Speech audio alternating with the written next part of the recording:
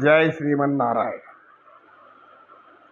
ఓం నమో నారాయణాయ నమ, విశ్వరూపాయ నమ, విశ్వేశ్వరాయ నమ, అనంతాయ నమ, అచ్యుతాయ నమ, కేశవాయ నమ, గోవిందాయ నమ, మాధవాయ నమ, మధుసూదనాయ నమ, పరమేశ్వరాయ నమ, పరంధామాయ నమ. నారాయణ కాపాడుతండ్రి. వస్తులో ఒక వ్యక్తి లేచి, గురువుగారు జాతస్య ధ్రువం మరణం అన్నారు. ఆ తర్వాత ఆత్మ అని చెప్తున్నారు. ఇది ఎవరికి అర్థం కానిది అని కూడా మీరే చెప్తున్నారు. నాయన నేను చెప్పలేదు, భగవద్గీతలో పరమాత్మలో వారు చెప్పారు. దాన్ని నేను అలాగే చెప్తున్నా. ఆత్మజ్ఞానము అంటే శరీరాభిమానాన్ని విడిచిపెట్టండి అని అర్థం, అంతకంటే వేరేం కాదు. ఆత్మజ్ఞానం ఉన్నవాళ్ళు శరీరాన్ని గురించి పట్టించుకోరు. ఎప్పటికన్నా పోయేదే కనుక జీవించినంత వరకు 10 మందికి మేలు చేసి 10 మందికి మంచిగా బ్రతుకు అని చెప్పడమే శ్రీకృష్ణ పరమాత్మ భగవద్గీత చెప్పడం. కనుక ఈ సందేహం ఇప్పుడు ఏమిటి? అదే గురువుగారు ఇప్పుడు తర్వాత ఏం చెప్పారు ఆయన?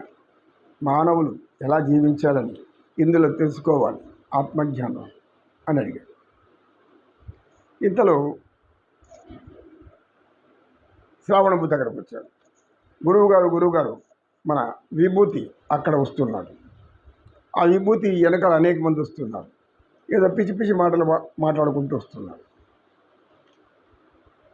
విభూతి రాగానే, అయ్యా నాయన విభూతి ఎక్కడికి వెళ్ళావు, వాళ్ళంతా ఎవరు అని అడిగాడు.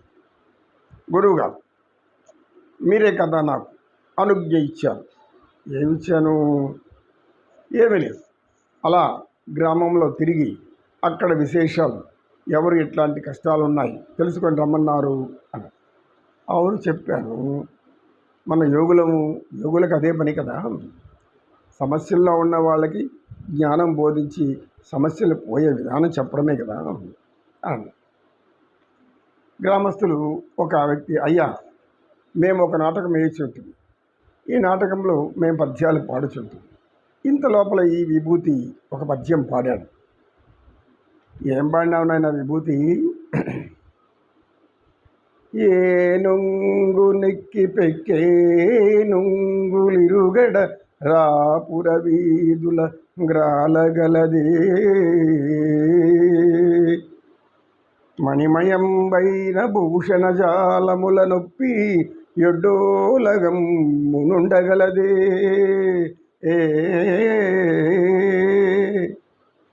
కర్పూరగా చందనాదులను ఎంపు సొంపార భోగింపగలది అతి మనోహరలౌ చతురాంగణలతోటి సంగతి వేట్కలు సలుపగలదే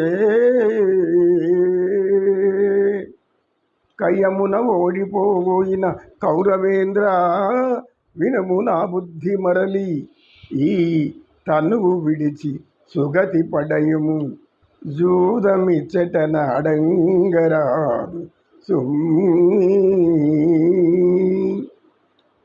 అని అనుగురుగా. అంతే, వీరందరూ నా వెనకాల పరిగెత్తున్నారు.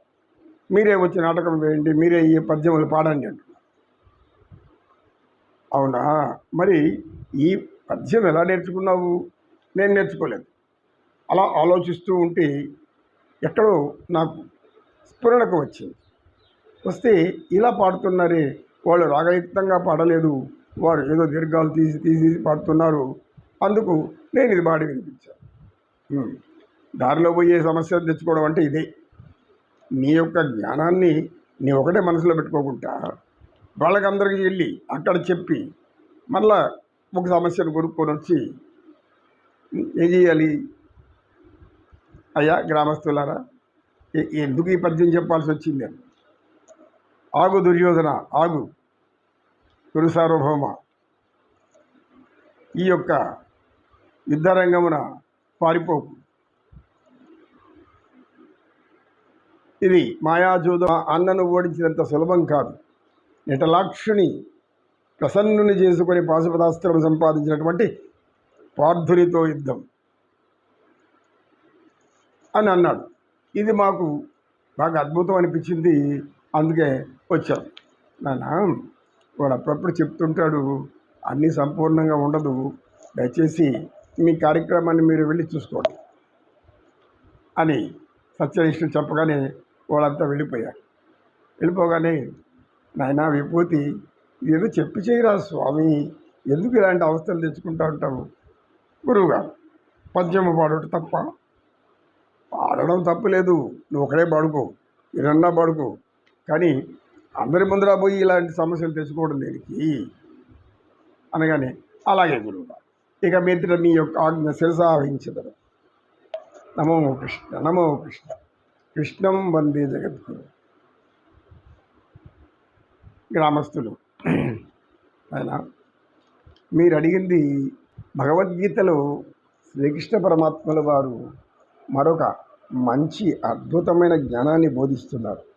ఏమంటే, అర్జున, నీవు ఇలా చావు పుట్టుక గురించి విచారిస్తున్నావు. అది ఎంత చెప్పినా కూడా ఆత్మజ్ఞానాన్ని కలిగి ఉండంటే నీకు అర్థం కాలేదు.